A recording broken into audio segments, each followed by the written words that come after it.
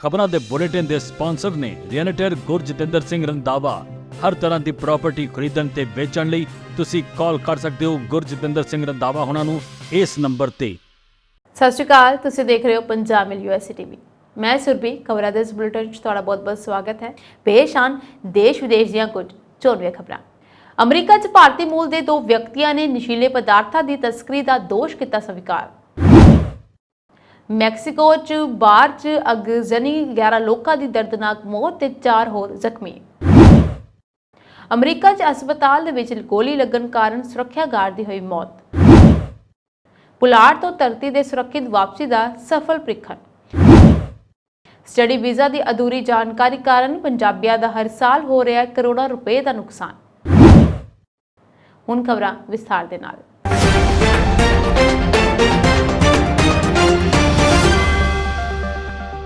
ਭਾਰਤੀ ਮੂਲ ਦੇ 2 ਵਿਅਕਤੀਆਂ ਨੇ ਅਮਰੀਕਾ ਦੇ ਦੱਖਣ ਪੱਛਮੀ ਸ਼ਹਿਰ ਵਿੱਚ ਇੱਕ ਮੋਟਲ ਤੋਂ ਚੱਲ ਰਹੇ ਨਸ਼ੀਲੇ ਪਦਾਰਥਾਂ ਦੀ ਤਸਕਰੀ ਦੇ ਕਾਰੋਬਾਰ ਅਤੇ ਹਥਿਆਰਾਂ ਦੇ ਦੋਸ਼ਾਂ ਨੂੰ ਸਵੀਕਾਰ ਕੀਤਾ ਹੈ।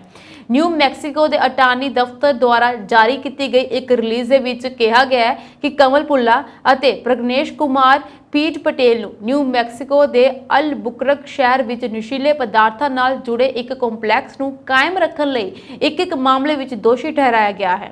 ਪੁੱਲਾ ਅਤੇ ਪਟੇਲ ਦੇ ਨਾਲ ਉਹਨਾਂ ਦੇ ਸਾਥੀ ਜੋਨਾਥਨ ਕਰਾਫਟ ਨੂੰ ਵੀ ਸਾਜ਼ਿਸ਼ ਰਚਨ ਅਤੇ ਹਥਿਆਰ ਜਾਂ ਗੋਲਾ ਬਾਰੂਦ ਰੱਖਣ ਲਈ ਦੋਸ਼ੀ ਠਹਿਰਾਇਆ ਗਿਆ। ਪੁੱਲਾ ਅਤੇ ਕਰਾਫਟ, ਜਿਨ੍ਹਾਂ ਨੂੰ 2019 ਦੇ ਵਿੱਚ ਇੱਕ ਸੰਘੀ ਗ੍ਰੈਂਡ ਜਿਊਰੀ ਦੁਆਰਾ ਦੋਸ਼ੀ ਠਹਿਰਾਇਆ ਗਿਆ ਸੀ, ਸਜ਼ਾ ਸੁਣਾਏ ਜਾਣ ਤੱਕ ਹਿਰਾਸਤ ਵਿੱਚ ਰਹਿਣਗੇ। ਅਦਾਲਤ ਰਿਕਾਰਡਾਂ ਦੇ ਅਨੁਸਾਰ ਪਟੇਲ 7640 ਸੈਂਟਰਲ ਐਵੇਨਿਊ SC ਵਿਖੇ ਬੈਸਟ ਚੁਆਇਸ ਇਨ ਦਾ ਮਾਲਕ ਸੀ ਅਤੇ ਸਤੰਬਰ 2017 ਤੋਂ ਮਾਰਚ 2018 ਤੱਕ ਉਹ ਔਨ ਸਾਈਟ ਮੈਨੇਜਰ ਸੀ, ਜਦਕਿ ਪੁੱਲਾ ਨੇ ਪਟੇਲ ਤੋਂ ਜਾਇਦਾਦ ਲੀਜ਼ ਤੇ ਲਈ ਅਤੇ ਔਨ ਸਾਈਟ ਮੈਨੇਜਰ ਦਾ ਅਹੁਦਾ ਸੰਭਾਲਿਆ। ਕਰਾਫਟ ਬੈਸਟ ਚੁਆਇਸ ਇਨ ਵਿੱਚ ਰਹਿੰਦਾ ਸੀ ਅਤੇ ਕੰਮ ਕਰਦਾ ਸੀ, ਜਦਕਿ ਪੁੱਲਾ ਦੂਰ ਸੀ ਤਾਂ ਇੰਚਾਰਜ ਹੋਣ ਦਾ ਦਾਅਵਾ ਕਰਦਾ ਸੀ। ਮੈਕਸੀਕੋ ਦੇ ਉੱਤਰੀ ਰਾਜ ਸੋਨੋਰਾ ਦੇ ਸਰਹੱਦੀ ਸ਼ਹਿਰ ਸੈਨ ਲੂਇਸ ਰਿਓ ਕੋਲੋਰਾਡੋ ਦੇ ਵਿੱਚ ਬਾਰ ਵਿੱਚ ਅੱਗ ਲੱਗਣ ਕਾਰਨ ਘੱਟੋ-ਘੱਟ 11 ਲੋਕਾਂ ਦੀ ਮੌਤ ਹੋ ਗਈ ਹੈ ਅਤੇ 4 ਜ਼ਖਮੀ ਹੋ ਗਏ ਹਨ। ਮਰਨ ਵਾਲਿਆਂ 'ਚ 4 ਔਰਤਾਂ ਸ਼ਾਮਲ ਸਨ। ਸਥਾਨਕ ਅਧਿਕਾਰੀਆਂ ਨੇ ਕਿਹਾ ਕਿ ਇਹ ਜਾਣਕਾਰੀ ਦਿੱਤੀ ਕਿ ਸੋਨੋਰਾ ਅਟਾਰਨੀ ਜਨਰਲ ਦੇ ਦਫ਼ਤਰ ਨੇ ਸ਼ਨੀਵਾਰ ਨੂੰ ਇੱਕ ਬਿਆਨ ਦੇ ਵਿੱਚ ਕਿਹਾ ਕਿ ਇਹ ਘਟਨਾ ਸ਼ਨੀਵਾਰ ਸਵੇਰੇ ਉਸ ਵੇਲੇ ਵਾਪਰੀ ਜਦੋਂ ਨਸ਼ੇ ਵਿੱਚ ਟੱਲੀ ਇੱਕ ਅਣਪਛਾਤੇ ਵਿਅਕਤੀ ਨੇ ਸਟਾਫ ਦੁਆਰਾ ਬਾਹਰ ਕੱਢੇ ਜਾਣ ਤੋਂ ਬਾਅਦ ਕੰਟੀਨ ਦੇ ਦਰਵਾਜ਼ੇ ਤੇ ਇੱਕ ਬਲਦੀ ਚੀਜ਼ ਸੁੱਟ ਦਿੱਤੀ। ਸੂਬੇ ਦੇ ਅਟਾਰਨੀ ਜਨਰਲ ਨੇ ਕਿਹਾ ਕਿ ਔਰਤਾਂ ਦੇ ਵਿੱਚੋਂ ਇੱਕ ਅਮਰੀਕਾ ਦੀ ਨਾਗਰਿਕ ਸੀ, 2 ਮੈਕਸੀਕਨ ਅਤੇ ਇੱਕ ਹੋਰ ਪੀੜਿਤ ਸਿਰਫ 17 ਸਾਲਾਂ ਦੀ ਸੀ। ਸ਼ਹਿਰ ਦੇ ਮੇਅਰ ਨੇ ਕਿਹਾ ਕਿ ਪੁਲਿਸ ਨੇ ਸ਼ੱਕੀਆਂ ਨੂੰ ਗ੍ਰਿਫਤਾਰ ਕਰ ਲਿਆ ਹੈ। ਓਰੇਗਨ ਦੇ ਪੋਰਟਲੈਂਡ ਸਥਿਤ ਇੱਕ ਹਸਪਤਾਲ ਦੇ ਵਿੱਚ ਗੋਲੀ ਲੱਗਣ ਕਾਰਨ ਇੱਕ ਸੁਰੱਖਿਆ ਗਾਰਡ ਦੀ ਸ਼ਨੀਵਾਰ ਨੂੰ ਮੌਤ ਹੋ ਗਈ ਹੈ। ਇਸੇ ਦੌਰਾਨ ਹਮਲੇ ਦਾ ਸ਼ੱਕੀ ਵੀ ਪੁਲਿਸ ਦੀ ਕਾਰਵਾਈ ਵਿੱਚ ਮਾਰਿਆ ਗਿਆ। ਪੋਰਟਲੈਂਡ ਪੁਲਿਸ ਬਿਊਰੋ ਨੇ ਬਿਆਨ ਦੇ ਵਿੱਚ ਦੱਸਿਆ ਕਿ ਪੁਲਿਸ ਨੂੰ ਸੂਚਨਾ ਮਿਲੀ ਸੀ ਕਿ ਇੱਕ ਹਥਿਆਰਬੰਦ ਹਮਲਾਵਰ ਨੇ ਪੋਰਟਲੈਂਡ ਵਿੱਚ ਲਿਗੇਸੀ ਗੁੱਡ ਸੈਮਰਿਟਨ ਮੈਡੀਕਲ ਸੈਂਟਰ ਵਿੱਚ ਗੋਲੀਬਾਰੀ ਕੀਤੀ ਅਤੇ ਇਸ ਦੌਰਾਨ ਇੱਕ ਸੁਰੱਖਿਆ ਮੁਲਾਜ਼ਮ ਜ਼ਖਮੀ ਹੋ ਗਿਆ। ਉਸ ਨੂੰ ਹਸਪਤਾਲ ਦੇ ਵਿੱਚ ਦਾਖਲ ਕਰਵਾਇਆ ਗਿਆ, ਜਿੱਥੇ ਉਸਨੇ ਆਪਣਾ ਦਮ ਤੋੜ ਦਿੱਤਾ। ਵਿਸ਼ਾਖਾਪਟਨਮ ਦੇ ਨੇਵਲ ਡਾਕਯਾਰਡ ਵਿਖੇ ਬੰਦਰਗਾਹ ਪ੍ਰੀਖਣਾ ਦੀ ਸ਼ੁਰੂਆਤ ਦੇ ਨਾਲ ਹੀ ਗਗਨਯਾਨ ਮਿਸ਼ਨ ਦਾ ਰਿਕਵਰੀ ਟੈਸਟ ਆਪਰੇਸ਼ਨ ਦੂਜੇ ਪੜਾਅ ਦੇ ਵਿੱਚ ਦਾਖਲ ਹੋ ਗਿਆ ਹੈ। ਇੰਡੀਅਨ ਸਪੇਸ ਰਿਸਰਚ ਆਰਗੇਨਾਈਜੇਸ਼ਨ ਯਾਨੀ ਕਿ ਇਸਰੋ ਅਤੇ ਸਮੁੰਦਰੀ ਫੌਜ ਨੇ 20 ਜੁਲਾਈ ਨੂੰ ਟੈਸਟ ਵਾਹਨ ਦੇ ਪਹਿਲੇ ਵਿਕਾਸ ਮਿਸ਼ਨ ਦੌਰਾਨ ਰਿਕਵਰੀ ਕਾਰਜਾਂ ਨੂੰ ਅੰਜਾਮ ਦੇਣ ਵਾਲੇ ਜਹਾਜ਼ਾਂ ਦੇ ਨਾਲ ਸਾਂਝੇ ਤੌਰ ਤੇ ਟਰਾਇਲ ਕੀਤੇ। ਇਹ ਟਰਾਇਲ ਆਂਧਰਾ ਪ੍ਰਦੇਸ਼ ਦੇ ਵਿਸ਼ਾਖਾਪਟਨਮ 'ਚ ਪੂਰਬੀ ਸਮੁੰਦਰੀ ਫੌਜ ਕਮਾਂਡ ਵਿਖੇ ਕ੍ਰਿਊ ਮੋਡਿਊਲ ਮੋਕਅਪ ਦੀ ਵਰਤੋਂ ਕਰਕੇ ਕਰਵਾਏ ਗਏ ਸਨ। ਗਗਨਯਾਨ ਪ੍ਰੋਜੈਕਟ 'ਚ 3 ਮੈਂਬਰਾਂ ਦੀ ਇੱਕ ਟੀਮ ਨੂੰ 3 ਦਿਨਾਂ ਮਿਸ਼ਨ ਤੇ 400 ਕਿਲੋਮੀਟਰ ਦੇ ਪੁਲਾੜ ਪੰਧ 'ਚ ਭੇਜਣ ਅਤੇ ਹਿੰਦ ਮਹਾਸਾਗਰ ਖੇਤਰ 'ਚ ਲੈਂਡ ਕਰਕੇ ਅਤੇ ਉਹਨਾਂ ਨੂੰ ਸੁਰੱਖਿਅਤ ਰੂਪ 'ਚ ਧਰਤੀ ਉੱਤੇ ਵਾਪਸ ਲਿਆਉਣਾ ਹੈ। ਇਸ ਟੈਸਟਿੰਗ ਪ੍ਰਕਿਰਿਆ 'ਚ ਮੋਕਅਪ ਇੱਕ ਮਹੱਤਵਪੂਰਨ ਹਿੱਸਾ ਹੈ। ਇਹ ਯਕੀਨੀ ਬਣਾਉਣ ਲਈ ਕਿ ਰਿਕਵਰੀ ਪ੍ਰਕਿਰਿਆਵਾਂ ਸਥਿਤੀਆਂ ਲਈ ਸਹੀ ਹਨ।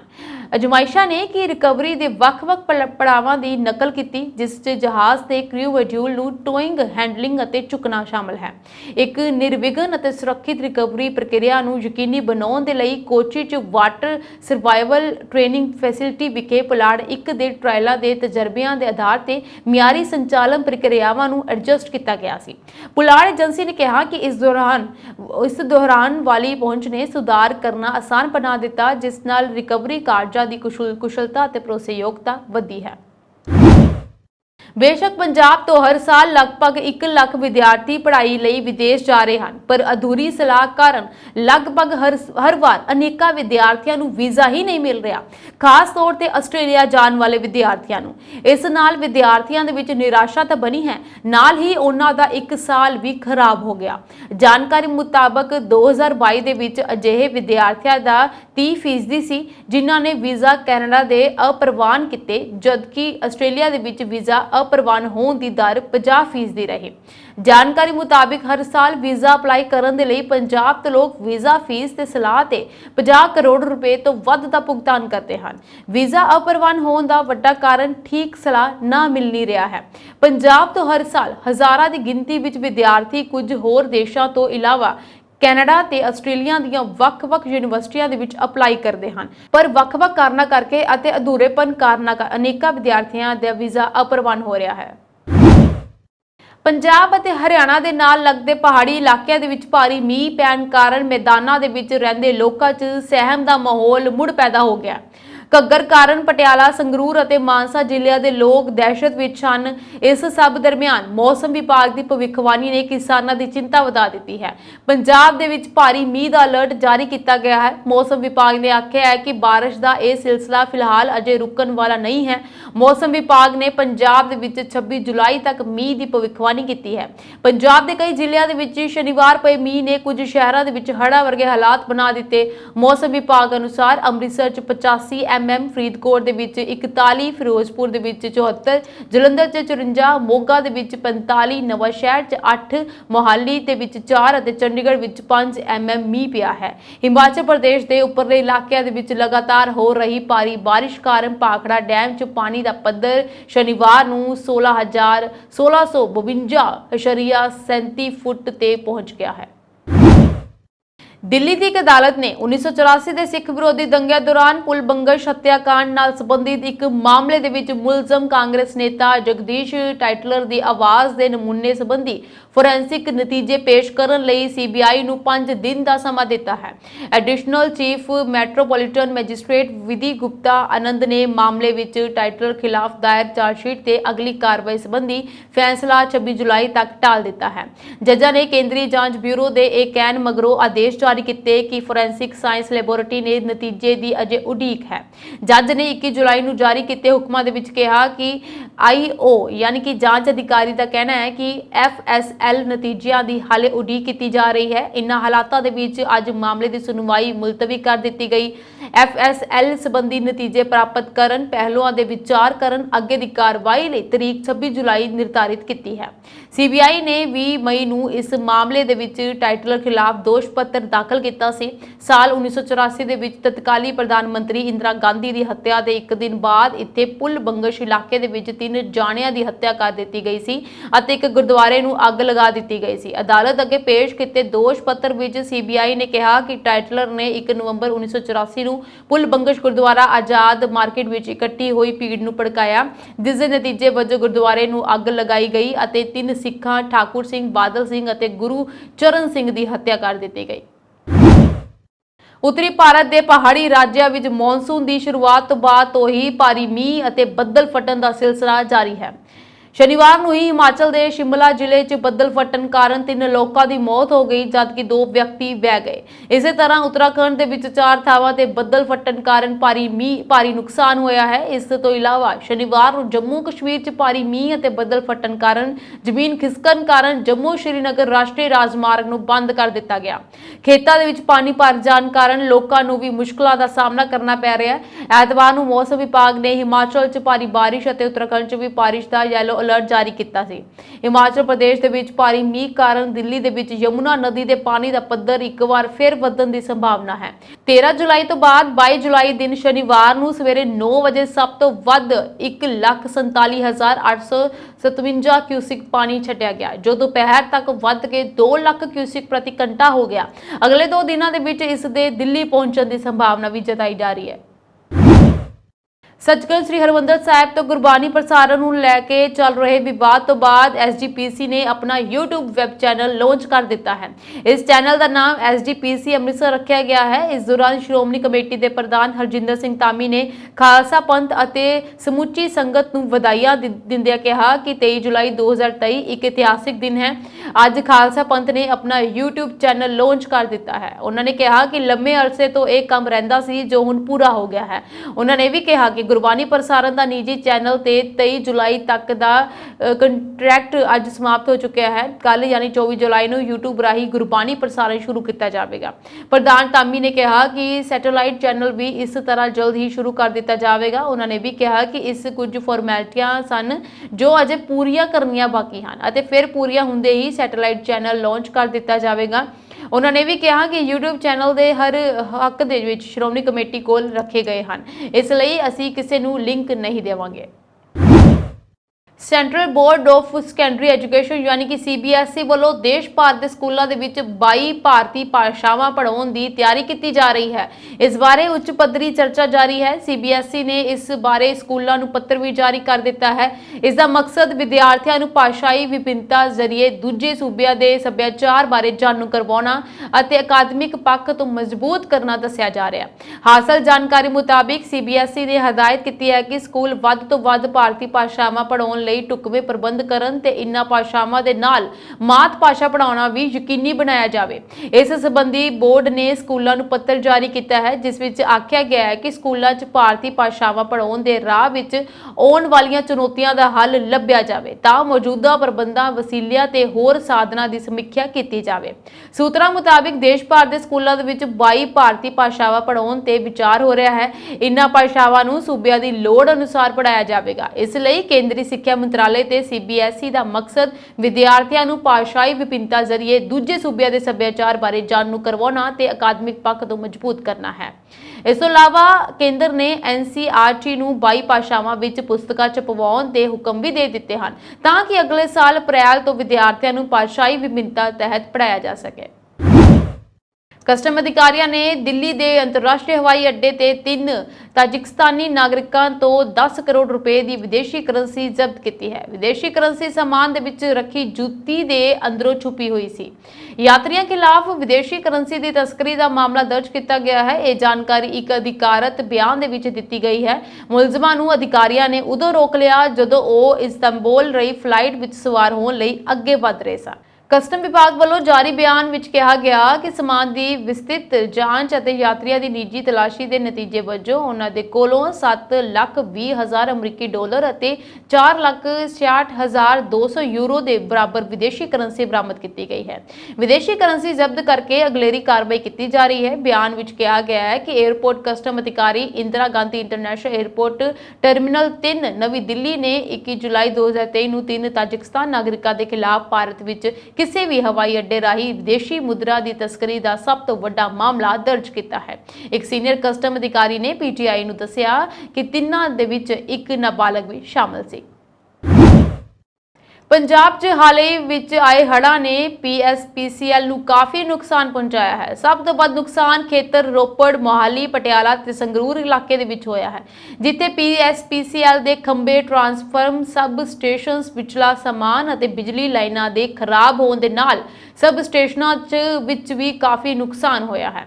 ਇੱਕ ਰਿਪੋਰਟ ਅਨੁਸਾਰ PSPCL ਨੂੰ ਇਸ ਹੜ੍ਹ ਦੌਰਾਨ ਲਗਭਗ 16 ਕਰੋੜ ਦਾ ਨੁਕਸਾਨ ਹੋਇਆ, ਜਿਸ ਦੇ ਵਿੱਚ 66 kV ਦੇ 20 ਸਬ ਸਟੇਸ਼ਨਾਂ ਵਿੱਚ ਹੜ੍ਹ ਦਾ ਪਾਣੀ ਭਰ ਗਿਆ, ਜਿਸ ਨਾਲ ਬੁਨਿਆਦੀ ਢਾਂਚੇ ਦਾ ਭਾਰੀ ਨੁਕਸਾਨ ਹੋਇਆ। ਇਹ ਪਾਣੀ ਸਬ ਸਟੇਸ਼ਨਾਂ ਦੀਆਂ ਕੰਧਾਂ ਤੋੜਦਾ ਹੋਇਆ ਕੰਟਰੋਲ ਰੂਮ, ਟਰਾਂਸਫਾਰਮਰ ਦੇ ਅਹਾਤਿਆਂ 'ਚ ਵੀ ਭਰ ਗਿਆ। ਭਾਰੀ ਮੀਂਹ ਨੇ ਵੀ ਨੁਕਸਾਨ ਕੀਤਾ ਹੈ, ਜਿਸ ਨਾਲ ਦਫ਼ਤਰ ਦੀ ਛੱਤ ਤੱਕ ਟੁੱਟ ਗਈ। ਬੁਨਿਆਦੀ ਢਾਂਚੇ ਦੇ ਨੁਕਸਾਨ ਦਾ ਬਿਜਲੀ ਸਪਲਾਈ ਤੇ ਕਾਫੀ ਅਸਰ ਪਿਆ, ਜਿਸ ਨਾਲ ਜ਼ਰੂਰੀ ਸੇਵਾਵਾਂ ਵੀ ਪ੍ਰਭਾਵਿਤ ਹੁੰਦੀਆਂ ਹਨ, ਜਿਵੇਂ ਕਿ ਹਸਪਤਾਲ, ਪੀਣ ਵਾਲੇ ਪਾਣੀ ਦੀ ਸਪਲਾਈ ਅਤੇ ਸੰਚਾਰ ਨੈਟਵਰਕ ਆਦਿ। ਪਰ ਇਸ ਸਥਿਤੀ ਨਾਲ ਨਜਿੱਠਦਿਆਂ PSPCL ਦੇ ਅਧਿਕਾਰੀਆਂ ਤੇ ਕਰਮਚਾਰੀਆਂ ਨੇ ਦਿਨ ਰਾਤ ਮਿਹਨਤ ਕਰਕੇ ਬਿਜਲੀ ਸਪਲਾਈ ਬਹਾਲ ਕੀਤੀ। UAE ਵਿੱਚ ਪੰਜਾਬ ਦੀਆਂ 2 ਹੋਰ ਲੜਕੀਆਂ ਲਾਪਤਾ ਹੋ ਗਈਆਂ ਹਨ। ਲੜਕੀਆਂ ਦੇ ਮਾਪਿਆਂ ਦਾ ਵੀ ਪਿਛਲੇ 1 ਹਫ਼ਤੇ ਤੋਂ ਉਹਨਾਂ ਨਾਲ ਸੰਪਰਕ ਨਹੀਂ ਹੋ ਸਕਿਆ। ਭਾਜਪਾ ਆਗੂ ਮਨਜਿੰਦਰ ਸਿੰਘ ਸਿਰਸਾ ਨੇ ਆਪਣੇ ਸੋਸ਼ਲ ਮੀਡੀਆ ਅਕਾਊਂਟ ਤੇ ਇਹ ਜਾਣਕਾਰੀ ਦਿੱਤੀ ਹੈ। ਉਹਨਾਂ ਨੇ ਆਬੂ ਧਾਬੀ ਵਿੱਚ ਭਾਰਤੀ ਐਮਬੈਸੀ ਨੂੰ ਅਪੀਲ ਕੀਤੀ ਹੈ ਕਿ ਉਹ ਜਲਦੀ ਤੋਂ ਜਲਦੀ ਇਹਨਾਂ ਲੜਕੀਆਂ ਦੀ ਜਾਣਕਾਰੀ ਸਾਂਝੀ ਕਰਨ। ਪ੍ਰਾਪਤ ਜਾਣਕਾਰੀ ਅਨੁਸਾਰ ਪੰਜਾਬ ਦੀਆਂ ਦੋਵੇਂ ਲੜਕੀਆਂ ਦੀ ਪਛਾਣ ਮਨਪ੍ਰੀਤ ਕੌਰ ਤੇ ਹਰਪ੍ਰੀਤ ਕੌਰ ਵਜੋਂ ਹੋਈ ਹੈ। ਇਹ ਦੋਵੇਂ ਲੜਕੀਆਂ 2 ਮਈ 2023 ਨੂੰ ਕੰਮ ਲਈ UAE ਦੇ ਸ਼ਾਰਜਾਹ ਗਈਆਂ ਸਨ। ਕਰੀਬ 1.5 ਮਹੀਨੇ ਤੋਂ ਦੋਵੇਂ ਲੜਕੀਆਂ ਨੇ ਆਪਣੇ ਪਰਿਵਾਰਾਂ ਨਾਲ ਗੱਲਬਾਤ ਕਰ ਰਹੀਆਂ ਸਨ, ਪਰ ਪਿਛਲੇ 1 ਹਫ਼ਤੇ ਤੋਂ ਉਹਨਾਂ ਦਾ ਫੋਨ ਤੇ ਕੋਈ ਸੰਪਰਕ ਨਹੀਂ ਹੋ ਰਿਹਾ, ਜਿਸ ਕਾਰਨ ਪਰਿਵਾਰ ਚਿੰਤਾ 'ਚ ਹਨ। ਪ੍ਰਾਪਤ ਜਾਣਕਾਰੀ ਅਨੁਸਾਰ ਇਹ ਦੋਵੇਂ ਲੜਕੀਆਂ 2 ਮਈ ਨੂੰ UAE ਪਹੁੰਚੀਆਂ ਸਨ। ਦੋਵਾਂ ਕੋਲ ਟੂਰਿਸਟ ਵੀਜ਼ਾ ਸੀ ਜੋ ਸਿਰਫ 1 ਮਹੀਨੇ ਲਈ ਵੈਧ ਸੀ। ਇਨ੍ਹਾਂ ਲੜਕੀ ਕੁੜੀਆਂ ਨੂੰ 2 ਜੂਨ ਤੱਕ ਵਾਪਸ ਆਉਣਾ ਚਾਹੀਦਾ ਸੀ। ਪਰਿਵਾਰ ਨੂੰ ਖਦਸ਼ਾ ਹੈ ਕਿ ਇਹ ਦੋਵੇਂ ਲੜਕੀਆਂ ਗਲਤ ਹੱਥਾਂ 'ਚ ਗਈਆਂ ਹੋ ਸਕਦੀਆਂ ਹਨ। ਦੁਬਈ ਦੇ ਵਿੱਚ ਲਾਪਤਾ ਹੋਣ ਜਾਂ ਗਵਾਹ ਹੋਣ ਵਾਲੀਆਂ ਇਹ ਪਹਿਲੀਆਂ ਕੁੜੀਆਂ ਨਹੀਂ ਹਨ। ਪੰਜਾਬ ਦੇ ਗਲਤ ਏਜੰਟਾਂ ਦੀ ਆੜ ਦੇ ਵਿੱਚ ਕਈ ਮੁਟਿਆਰਾਂ ਤੇ ਨੌਜਵਾਨ ਦੁਬਈ ਪਹੁੰਚ ਜਾਂਦੇ ਹਨ, ਜਿੱਥੇ ਉਹਨਾਂ ਦਾ ਸ਼ੋਸ਼ਣ ਹੁੰਦਾ ਹੈ। ਹਾਲ ਹੀ ਵਿੱਚ ਕੁਲਦੀਪ ਧਾਰੀਵਾਲ ਨੇ ਦੁਬਈ ਤੋਂ ਇੱਕ ਲੜਕੀ ਨੂੰ ਛੁਡਵਾਇਆ ਤੇ ਪਰਿਵਾਰ ਨਾਲ ਮਿਲਾਇਆ ਸੀ। ਲੁਧਿਆਣਾ ਜ਼ਿਲ੍ਹੇ ਵਿੱਚ ਕਾਂਗਰਸ ਨੇ ਸੱਤਿਆਗ੍ਰਹਿ ਸ਼ੁਰੂ ਕਰ ਦਿੱਤਾ। ਪੰਜਾਬ ਕਾਂਗਰਸ ਦੀ ਸੀਨੀਅਰ ਲੀਡਰਸ਼ਿਪ ਨੇ ਦਾਣਾ ਮੰਡੀ ਪਹੁੰਚ ਕੇ ਮੱਥੇ ਤੇ ਕਾਲੀਆਂ ਪੱਟੀਆਂ ਬੰਨ੍ਹ ਕੇ ਮੌਨ ਵਰਤ ਰੱਖਿਆ। ਇਸ ਹੜਤਾਲ ਦੇ ਵਿੱਚ ਸਾਬਕਾ ਸੂਬਾ ਪ੍ਰਧਾਨ ਨਵਜੋਤ ਸਿੰਘ ਸਿੱਧੂ ਵੀ ਸ਼ਾਮਲ ਹਨ। ਸੱਤਿਆਗ੍ਰਹਿ ਦੇ ਵਿੱਚ ਕਾਂਗਰਸ ਦੇ ਸੂਬਾ ਪ੍ਰਧਾਨ ਅਮਰਿੰਦਰ ਸਿੰਘ ਰਾਜਾ ਵੜਿੰਗ, ਸਾਬਕਾ ਕੈਬਨਿਟ ਮੰਤਰੀ ਭਾਰਤ ਭੂਸ਼ਣ ਆਸ਼ੂ, ਸਾਬਕਾ CM ਚਰਨਜੀਤ ਸਿੰਘ ਚੰਨੀ, ਸਾਬਕਾ ਵਿਧਾਇਕ ਲਖਬੀਰ ਲੱਖਾ, ਜ਼ਿਲ੍ਹਾ ਪ੍ਰਧਾਨ ਸੰਜੇ ਤਲਵਾੜ ਨੇ ਸ਼ਮੂਲੀਅਤ ਕੀਤੀ। ਮੌਨ ਵਰਤ ਦੌਰਾਨ ਆਗੂਆਂ ਨੇ ਆਪਣੀ ਗੱਲ ਲੋਕਾਂ ਸਾਹਮਣੇ ਰੱਖਣ ਲਈ ਵੱਖ-ਵੱਖ ਨਾਰਿਆਂ ਵਾਲੇ ਕੇਂਦਰ ਸਰਕਾਰ ਵਿਰੋਧੀ ਤਖਤੀਆਂ ਫੜੀਆਂ ਹੋਈਆਂ ਸਨ। ਇਸ ਮੌਨ ਸੱਤਿਆਗ੍ਰਹਿ ਦੇ ਵਿੱਚ ਵੱਡੀ ਗਿਣਤੀ ਵਿੱਚ ਕਾਂਗਰਸੀ ਵਰਕਰਸ ਹਿੱਸਾ ਲੈਣ ਪਹੁੰਚ ਰਹੇ ਸਨ। ਇਸ ਪ੍ਰਦਰਸ਼ਨ ਸ਼ਾਮ 5 ਵਜੇ ਤੱਕ ਜਾਰੀ ਰਿਹਾ। ਮਨੀਪੁਰ ਵਿੱਚ ਵਾਪਰ ਰਹੇ ਅਰਾਜਕ ਤੱਤਾਂ ਦੇ ਨਿਖੇਧੀ ਕਰਦਿਆਂ ਸੂਬਾ ਪ੍ਰਧਾਨ ਅਮਰਿੰਦਰ ਸਿੰਘ ਰਾਜਾ ਵੜਿੰਗ ਨੇ ਇਸ ਘਟਨਾ ਨੂੰ ਅੰਜਾਮ ਦੇਣ ਵਾਲੇ ਸਮਾਜ ਵਿਰੋਧੀ ਅਨਸਰਾਂ ਨੂੰ ਸਖਤ ਸਜ਼ਾਵਾਂ ਦੇਣ ਅਤੇ ਪੀੜਿਤ ਪਰਿਵਾਰਾਂ ਨੂੰ ਇਨਸਾਫ ਦਿਵਾਉਣ ਦੀ ਮੰਗ ਕੀਤੀ ਹੈ। ਇਸ ਨਾਲ ਹੀ ਹਿੰਸਾ ਤੋਂ ਪ੍ਰਭਾਵਿਤ ਲੋਕਾਂ ਨੂੰ ਸ਼ਾਂਤੀ ਬਣਾਏ ਰੱਖਣ ਦੀ ਅਪੀਲ ਵੀ ਕੀਤੀ ਹੈ। ਮੌਨ ਵਰਤ ਸ਼ੁਰੂ ਕਰਨ ਤੋਂ ਪਹਿਲਾਂ ਆਗੂਆਂ ਨੇ ਕਿਹਾ ਕਿ ਮਨੀਪੁਰ ਵਿੱਚ ਵਾਪਰੀ ਬਹੁਤ ਹੀ ਦਰਦਨਾਕ ਘਟਨਾ ਨੇ ਉਹਨਾਂ ਨੂੰ ਰਵਾ ਦਿੱਤਾ ਹੈ। ਭਾਰਤ ਮਾਤਾ ਰੋ ਰਹੀ ਹੈ ਕਿ ਅੱਜ ਉਹਨਾਂ ਦੀਆਂ ਧੀਆਂ ਨਾਲ ਕੀ ਹੋ ਰਿਹਾ ਹੈ। ਜਦ ਕਿ ਸਰਕਾਰ ਲੋਕਾਂ ਨੂੰ ਨਫ਼ਰਤ ਪੈਦਾ ਕਰਦੀ ਹੈ ਤਾਂ ਅਜਿਹੀਆਂ ਜ਼ਾਲਮਾਨਾ ਘਟਨਾਵਾਂ ਵਾਪਰਦੀਆਂ ਹਨ।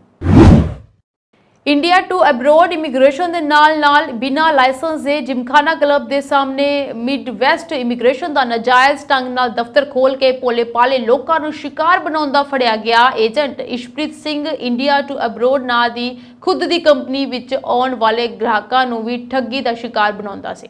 ਇੰਡੀਆ ਟੂ ਅਬਰੋਡ ਕੰਪਨੀ ਦੇ ਨਾਂ ਨਾਲ ਸੋਸ਼ਲ ਮੀਡੀਆ ਦੇ ਵੱਖ-ਵੱਖ ਪਲੇਟਫਾਰਮ ਪੇਜਾਂ ਨੂੰ ਜਦੋਂ ਚੈੱਕ ਕੀਤਾ ਤਾਂ ਇਸ਼ਪ੍ਰੀਤ ਸਿੰਘ ਦੇ ਕਲਾਇੰਟ ਆਪਣਾ ਗੁੱਸਾ ਕਮੈਂਟ ਕਰਦੇ ਹੋਏ ਮਿਲੇ।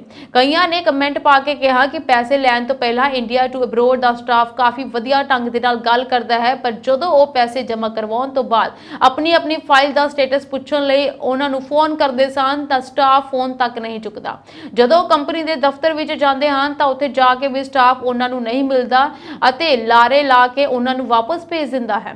ਕਈ ਲੋਕਾਂ ਨੇ ਇੰਡੀਆ ਟੂ ਅਬਰੋਡ ਨੂੰ ਫਰੋਡੀ ਦਾ ਨਾਂ ਦਿੱਤਾ ਹੈ। ਹਾਲਾਂਕਿ ਸੋਸ਼ਲ ਮੀਡੀਆ ਤੇ ਕੁਝ ਲੋਕਾਂ ਨੇ ਇਸ਼ਪ੍ਰੀਤ ਸਿੰਘ ਦੀ ਕੰਪਨੀ ਬਾਰੇ ਪੋਜ਼ਿਟਿਵ ਕਮੈਂਟ ਵੀ ਕੀਤੇ ਸਨ, ਪਰ ਜਿਹੜੇ ਲੋਕ ਠੱਗੀ ਦਾ ਸ਼ਿਕਾਰ ਹੋਏ ਹਨ ਉਹਨਾਂ ਨੇ ਖੁਦ ਇਹ ਦਾਅਵਾ ਕੀਤਾ ਕਿ ਇੰਡੀਆ ਟੂ ਅਬਰੋਡ ਦਾ ਸਟਾਫ ਹੀ ਵੱਖ-ਵੱਖ ਨਾਵਾਂ ਦੀ ID ਬਣਾ ਕੇ ਲੋਕਾਂ ਨੂੰ ਗੁੰਮਰਾਹ ਕਰ ਰਿਹਾ ਹੈ ਤਾਂ ਕਿ ਉਹਨਾਂ ਦੀ ਕਥਿਤ ਤੌਰ ਤੇ ਠੱਗੀ ਦਾ ਦੁਕਾਨ ਚੱਲਦੀ ਰਹੇ। ਇੰਡੀਆ ਟੂ ਅਬਰੋਡ ਦੇ ਸੋਸ਼ਲ ਮੀਡੀਆ ਤੇ ਬਣੇ ਪੇਜਾਂ ਵਿੱਚੋਂ ਕਈ ਕਮੈਂਟਸ ਡਿਲੀਟ ਵੀ ਕੀਤੇ ਗਏ ਹਨ। ਇਸ਼ਪ੍ਰੀਤ ਸਿੰਘ ਨੇ ਸਿਰਫ ਜਲੰਧਰ ਹੀ ਨਹੀਂ ਸਗੋਂ ਚੰਡੀਗੜ੍ਹ, ਬਠਿੰਡਾ ਤੇ ਲੁਧਿਆਣਾ ਵਿੱਚ ਵੀ ਇੰਡੀਆ ਟੂ ਅਬਰੋਡ ਨਾਂ ਦੀਆਂ ਬ੍ਰਾਂਚਾਂ ਖੋਲੀਆਂ ਹੋਈਆਂ ਹਨ। ਹੌਲੀ-ਹੌਲੀ ਇਸ਼ਪ੍ਰੀਤ ਸਿੰਘ ਵੱਲੋਂ ਠੱਗੇ ਹੋਏ ਲੋਕ ਇਕੱਠੇ ਹੋਣ ਸ਼ੁਰੂ ਹੋ ਗਏ ਹਨ ਅਤੇ ਇਸ਼ਪ੍ਰੀਤ ਸਿੰਘ ਖਿਲਾਫ ਸ਼ਿਕਾਇਤਾਂ ਵੀ ਦਰਜ ਕਰਵਾਉਣ ਦੀ ਸਿਲਸਿਲਾ ਜਲਦ ਸ਼ੁਰੂ ਹੋਵੇਗਾ। ਅਕਾਲੀ ਲੀਡਰ ਤੇ students organisation of India Amritsar ਜ਼ਿਲ੍ਹਾ ਪ੍ਰਧਾਨ ਨੂੰ CIA ਸਟਾਫ ਨੇ ਅੰਮ੍ਰਿਤਸਰ ਤੋਂ ਗ੍ਰਿਫਤਾਰ ਕੀਤਾ ਹੈ। ਪੁਲਿਸ ਨੇ ਮੁਲਜ਼ਮ ਦੇ ਕੋਲੋਂ 110 ਗ੍ਰਾਮ ਹੈਰੋਇਨ ਬਰਾਮਦ ਹੋਣ ਦਾ ਦਾਅਵਾ ਵੀ ਕੀਤਾ ਹੈ। ਉਸ ਨੂੰ ਅਦਾਲਤ ਵਿੱਚ ਪੇਸ਼ ਕਰਕੇ ਉਸ ਦਾ ਰਿਮਾਂਡ ਹਾਸਲ ਕੀਤਾ ਜਾਵੇਗਾ ਤੇ ਅਗਲੇਰੀ ਪੁੱਛਗਿੱਛ ਕੀਤੀ ਗਈ। ਕਾਊਂਟਰ ਇੰਟੈਲੀਜੈਂਸ ਅੰਮ੍ਰਿਤਸਰ ਦੇ ਇੰਚਾਰਜ ਅਮਨਦੀਪ ਸਿੰਘ ਨੇ ਦੱਸਿਆ ਕਿ ਉਹਨਾਂ ਦੀ ਤਰਫੋਂ ਤੇਜਵੀਰ ਸਿੰਘ ਨੂੰ 21 ਜੁਲਾਈ ਨੂੰ ਦਰਜ ਹੋਏ ਕੇਸ ਵਿੱਚ ਗ੍ਰਿਫਤਾਰ ਕੀਤਾ ਗਿਆ ਹੈ। ਇਸ ਮਾਮਲੇ ਵਿੱਚ 100 ਗ੍ਰਾਮ ਹੈਰੋਇਨ, ਇੱਕ ਕਾਰ ਤੇ 3 ਲੱਖ ਰੁਪਏ ਦੀ ਡਰੱਗ ਮਨੀ ਪਹਿਲਾਂ ਹੀ ਜ਼ਬਤ ਕੀਤੀ ਜਾ ਚੁੱਕੀ ਹੈ। ਦਰਅਸਲ ਇਸ ਮਾਮਲੇ ਵਿੱਚ ਹਾਊਸਿੰਗ ਬੋਰਡ ਕਲੋਨੀ ਵਿੱਚ ਰਹਿਣ ਵਾਲੇ ਗੁਰਜੀਤ ਸਿੰਘ ਨੂੰ ਗ੍ਰਿਫਤਾਰ ਕੀਤਾ ਗਿਆ ਸੀ। ਪ੍ਰਾਪਤ ਜਾਣਕਾਰੀ ਅਨੁਸਾਰ ਗੁਰਜੀਤ ਸਿੰਘ ਤੋਂ ਪੁੱਛਗਿੱਛ ਤੋਂ ਬਾਅਦ ਹੀ ਤੇਜਵੀਰ ਸਿੰਘ ਨੂੰ ਗ੍ਰਿਫਤਾਰ ਕੀਤਾ ਗਿਆ ਹੈ। ਇਹ ਉਹੀ ਜਾਣਕਾਰੀ ਆਈ ਹੈ ਕਿ ਗੁਰਜੀਤ ਸਿੰਘ ਵੱਲੋਂ ਹੀ ਹੈਰੋਇਨ ਤੇਜਵੀਰ ਸਿੰਘ ਨੂੰ ਵੇਚੀ ਗਈ ਸੀ। ਇਸ ਦੇ ਨਾਲ ਹੀ ਪੁਲਿਸ ਵੱਲੋਂ ਇਸ ਦੀ ਪੁਸ਼ਟੀ ਨਹੀਂ ਕੀਤੀ ਗਈ ਕਿ ਇਸ ਦਾ ਅਕਾਲੀ ਦਲ ਨਾਲ ਸੰਬੰਧ ਹੈ, ਪਰ ਦੂਜੇ ਪਾਸੇ ਉਸ ਦੀਆਂ ਫੋਟੋਆਂ ਵਿੱਚ ਸਾਫ਼ ਦਿਖਾਈ ਦੇ ਰਿਹਾ ਹੈ ਕਿ ਕਿਸ ਤਰੀਕੇ ਦੇ ਨਾਲ ਇਹ ਅਕਾਲੀ ਦਲ ਦੇ ਸੀਨੀਅਰ ਲੀਡਰਾਂ ਨਾਲ ਖੜਾ ਨਜ਼ਰ ਆ ਰਿਹਾ ਹੈ। ਹੜ੍ਹਾਂ ਕਾਰਨ ਸੰਕਟ 'ਚ ਘਿਰੇ ਲੋਕਾਂ ਨੂੰ ਮੁੱਖ ਮੰਤਰੀ ਭਗਵੰਤ ਮਾਨ ਦੇ ਦਿਸ਼ਾ ਨਿਰਦੇਸ਼ਾਂ ਅਨੁਸਾਰ ਸਹਾਇਤਾ ਪ੍ਰਦਾਨ ਕਰਨ ਦੀ ਵਚਨਬੱਧਤਾ ਦੇ ਹਿੱਸੇ ਵਜੋਂ ਸੂਬੇ ਵਿੱਚ ਹੜ੍ਹਾਂ ਕਾਰਨ ਪੈਦਾ ਹੋਏ ਅਨਸੁਖਾਵੀ ਸਥਿਤੀ ਨਾਲ ਨਜਿੱਠਣ ਦੇ ਮੱਦੇਨਜ਼ਰ ਸੂਬਾ ਸਰਕਾਰ ਨੇ ਆਪਣੀ ਸਾਰੀ ਸਰਕਾਰੀ ਮਸ਼ੀਨਰੀ ਝੋਕ ਦਿੱਤੀ ਹੈ ਤਾਂ ਜੋ ਜਲਦ ਤੋਂ ਜਲਦ ਜਨ ਜੀਵਨ ਨੂੰ ਮੁੜ ਲੈ ਤੇ ਲਿਆਂਦਾ ਜਾ ਸਕੇ। ਸੂਬੇ ਵਿੱਚ ਰਾਹਤ ਕਾਰਜਾਂ 'ਚ ਤੇਜ਼ੀ ਲਿਆਉਣ ਅਤੇ ਮੁੱਖ ਮੰਤਰੀ ਭਗਵੰਤ ਮਾਨ ਦੇ ਨਿਰਦੇਸ਼ਾਂ ਅਨੁਸਾਰ 27,221 ਵਿਅਕਤੀਆਂ ਨੂੰ ਸੁਰੱਖਿਅਤ ਥਾਵਾਂ ਤੇ ਪਹੁੰਚਾਇਆ ਗਿਆ ਹੈ। ਬੁਲਾਰੇ ਨੇ ਵੀ ਦੱਸਿਆ ਕਿ 22 ਜੁਲਾਈ ਨੂੰ ਸਵੇਰੇ 8 ਵਜੇ ਤੱਕ 1457 ਪਿੰਡ ਹੜ੍ਹ ਨਾਲ ਪ੍ਰਭਾਵਿਤ ਹੋ ਗਏ ਹਨ।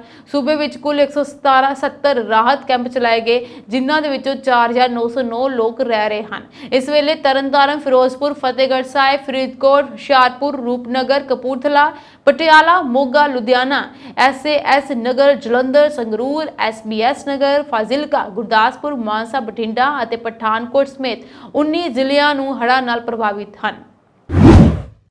ਇਹ ਸਾਂਝੀ ਦੇਸ਼ ਵਿਦੇਸ਼ ਦੀਆਂ ਕੁਝ ਖਾਸ ਚੋਣਵੀਆਂ ਖਬਰਾਂ। ਹੋਰ ਖਬਰਾਂ ਦੇ ਨਾਲ ਜੁੜੇ ਰਹਿਣ ਦੇ ਲਈ ਤੁਸੀਂ ਬਣੇ ਰਹੋ ਪੰਜਾਬ ਮੇਲ USA TV ਦੇ ਨਾਲ।